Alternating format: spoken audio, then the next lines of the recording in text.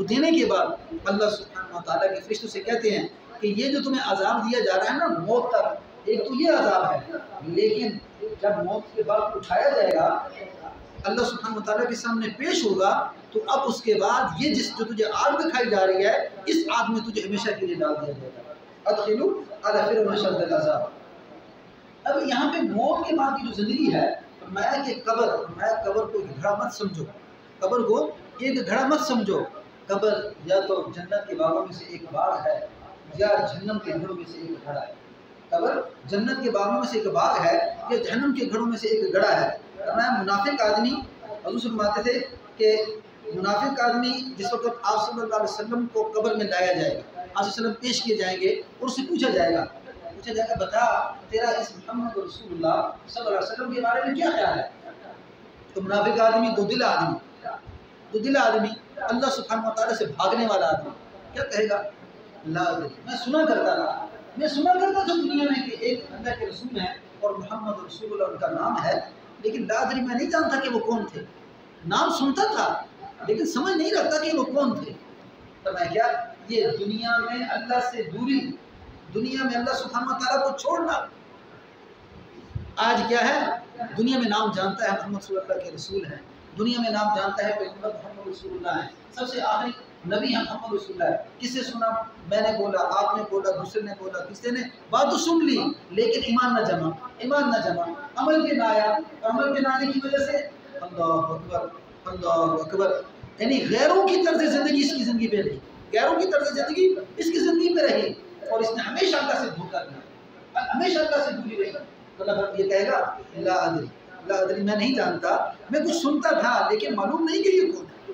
اللہ اکبر اللہ ہم سب کو محفوظ فرمائے، اللہ ہم سب کو محفوظ فرمائے۔ اے اللہ اپنی بشارت نصیب فرما دے، بے شک ہم بڑے گناہ گار ہیں، اے اللہ بڑے ہی خطا کار ہیں، لیکن اے اللہ ہم تیرے سامنے التجا کرتے ہیں اس سعادت سے محروم مت کرنا، اے اللہ اس سعادت سے محروم مت کرنا۔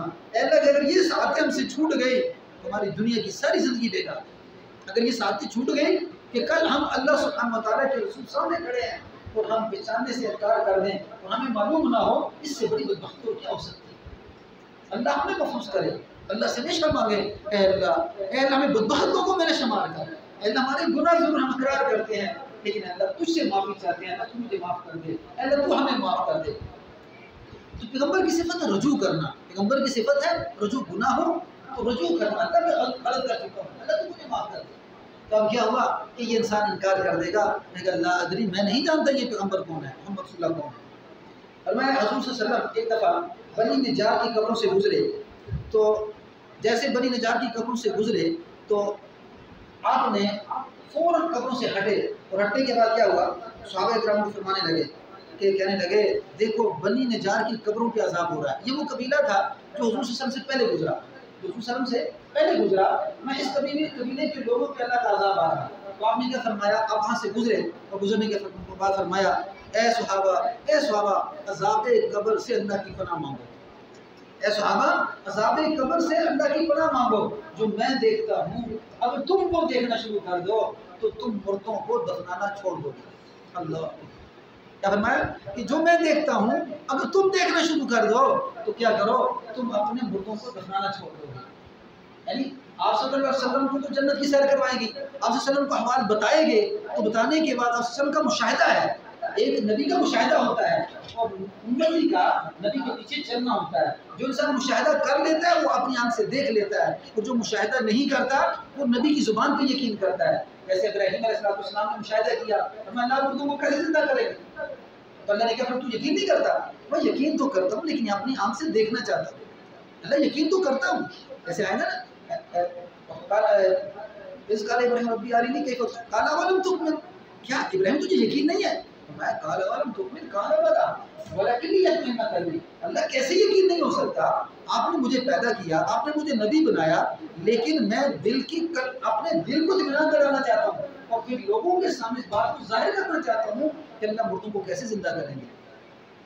اللہ اکبر، دوسری پڑھیں اللہم صلی علی محمد وعلی آل محمد کما صلیت علی ابراہیم وعلی آل ابراہیم انک حمید مجید، اللہم بارک علی محمد وعلی آل محمد کما بارکت علی ابراہیم وعلی آل ابراہیم انک حمید مجید۔ فرماتے ہیں حضرت ابن مسعود رضی اللہ تعالیٰ عنہ فرماتے ہیں کہ حضور صلی اللہ علیہ وسلم فرمایا کہ تم مردوں کو دفن کرنا چھوڑ دو گے کیا کہ اگر میں اللہ سے دعا کروں کہ اے اللہ تو ان کو قبر کا عذاب دکھا دے، میں اللہ سے دعا کروں کہ اے اللہ ان لوگوں کا قبر کا عذاب دکھا دے، انہیں اپنی آنکھوں سے قبر کا عذاب دیکھ لیں، تو فرمایا اگر ایسا کروں میں، تم اگر اپنی آنکھوں سے کیا کرو قبر کے عذاب کو دیکھ لو گے تو تم مردوں کو دفنانا چھوڑ دو۔